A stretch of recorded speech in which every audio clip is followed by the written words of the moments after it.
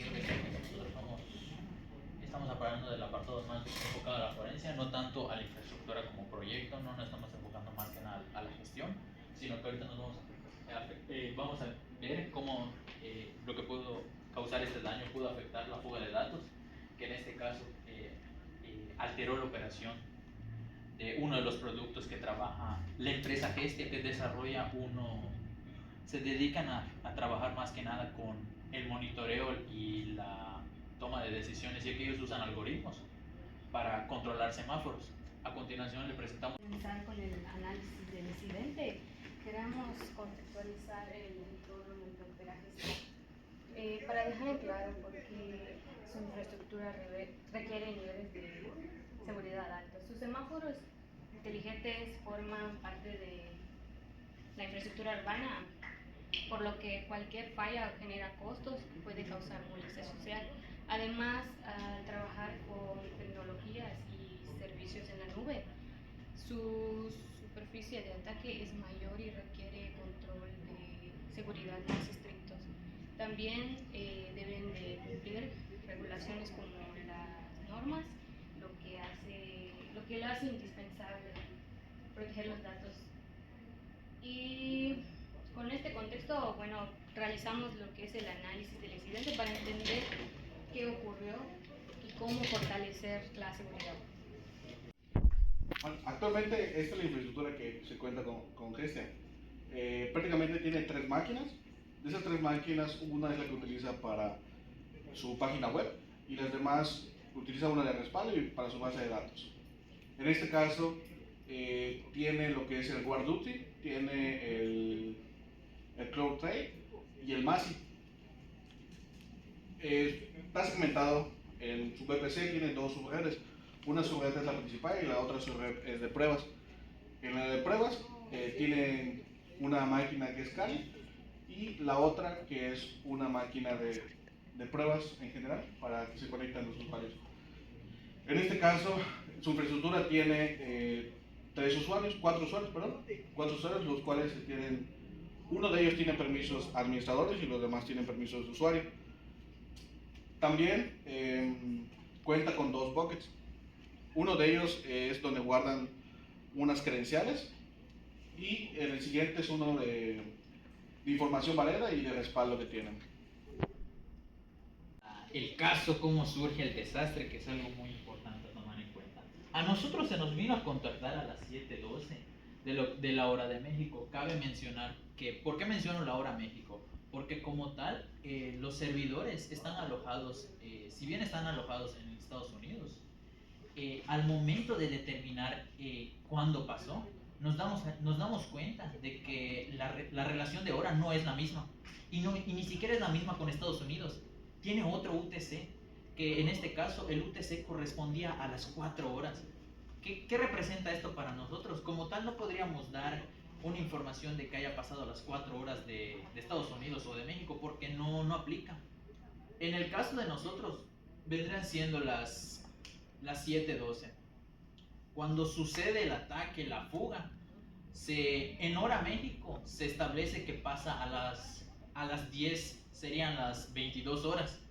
Las 22 horas, pero como ya es aplicado al UTC 0, que corresponde al horario de Inglaterra, es decir, son 6 horas de adelanto, se presenta a las 4. ¿Por qué es importante hacer mención de esto?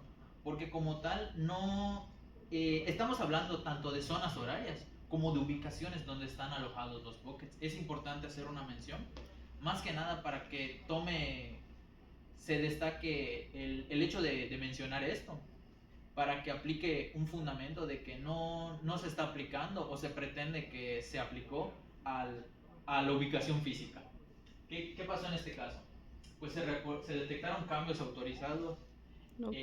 O sea, se detectaron cambios que modificaron los semáforos. ¿Qué quiere decir esto? Los semáforos empezaron a trabajar de una manera diferente. Sí procesaban información, o sea, sí procesaban información para controlar el semáforo mediante un algoritmo de toma de decisiones. Pero al haber cierta alteración, digamos que los semáforos empezaban a trabajar de manera anómala. Es decir, ya tomaban decisiones de alargar más el tiempo de un semáforo, aun cuando los vehículos ya habían pasado prácticamente. este fue el caso, el contexto de cómo se dio la forencia, a partir de qué se dio. En este caso, pues nosotros llegamos al lugar, en este caso las instalaciones de Gestia, y cabe aclarar que nosotros llegamos físicamente para tomar la forencia.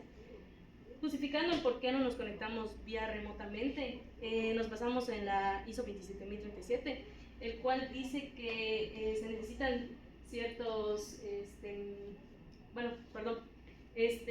no nos conectamos remotamente, ya que las políticas de Gestia dicen que se puede alterar los logs al conectarnos vía remotamente, o en dado caso podría ser correlacionar lo que pasó hacia la VPN, o sea, hacia nosotros. Bueno, y una vez arribando a las instalaciones de Gestia, primero nos tuvimos que identificar con el guardia de seguridad, en este caso entregar nuestras credenciales y decir que venimos de parte de institución para hacer una forencia. Y también el personal nos dio una IAM para poder entrar a la máquina con los permisos de lectura de logs, acceso al Club Trade y también para tener permisos de crear snapshot, en este caso del buque que fue atacado. Bueno, y aquí es donde empezamos con la preservación y adquisición de la evidencia. Primero, tenemos que salvaguardar todo y hacer un snapshot del bucket. En este caso, lo realizamos hacia un listado de todo lo que había en ese bucket, en un JSON, para guardarlo. Luego, hicimos el hash de todo lo que contenía ese bucket. En este caso, todo lo que contenía lo más importante, que eran las contraseñas, y también congelamos las versiones del bucket. ¿Es por qué? Porque en dado caso que se llegue a actualizar, perderíamos logs importantes de la versión que se fue atacada. En esta diapositiva se muestra lo que es un registro de auditoría por AWS, encargado de documentar todas las acciones realizadas dentro del buque S3 llamado Prueba Gestia.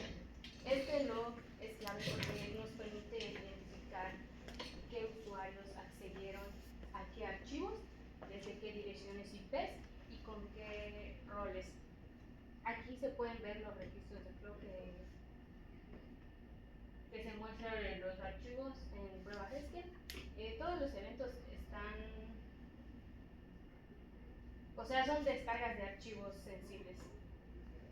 Podemos identificar qué usuarios accedieron, entre ellos cuentas IAM como el de Cynthia Pentester o root, y desde qué direcciones IP. También observamos el uso de herramientas como AWS, y lo cual indica,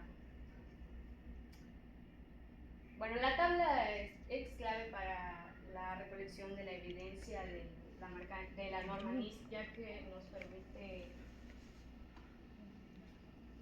nos permite como que ver quién y cuándo accedió a cada, con qué IP, perdón. Bueno, igual esta tabla igual nos muestra que, bueno, estos logs también utilizamos una aplicación que se llama Athena. Athena nos permite hacer unas consultas a las bases de datos, bueno, a las bases donde se alojan los logs. En este caso, como nosotros podemos crear unas consultas para visualizarlo mejor y traer las columnas que son necesarias para nosotros. En este caso traemos la columna de que es el identity, el cual indica que es una IAM. Traemos también la columna del user, el ARN, que es el identificador del IAM. En este caso, pues aquí vemos el ID de la IAM y el nombre del usuario con el que se extrajo esa información. En este caso también nos interesa saber desde qué IP. En este caso es una IP pública, del cual es del IAM que se utilizó, que es el de Pentester, que es la 187.155.35.2. En este caso también se trajo una columna que es el user AG, el cual pues nos demuestra por dónde accedieron, ¿no? Que es en el AWS Cloud.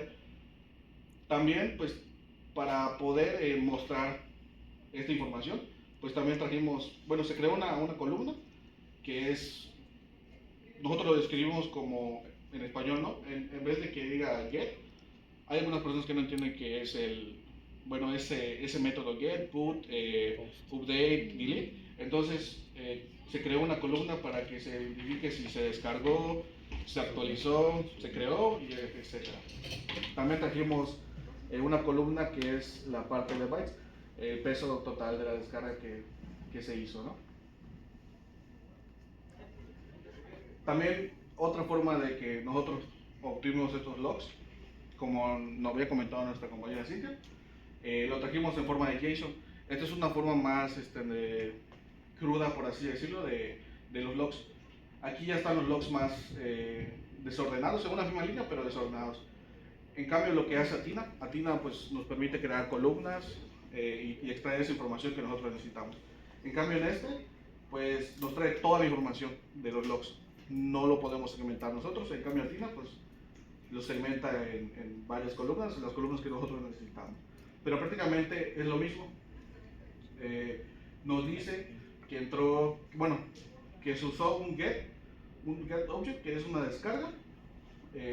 También nos trae lo que es el nombre del bucket, y nos trae también, nos muestra lo que el archivo que se descargó, que es un malware.txt.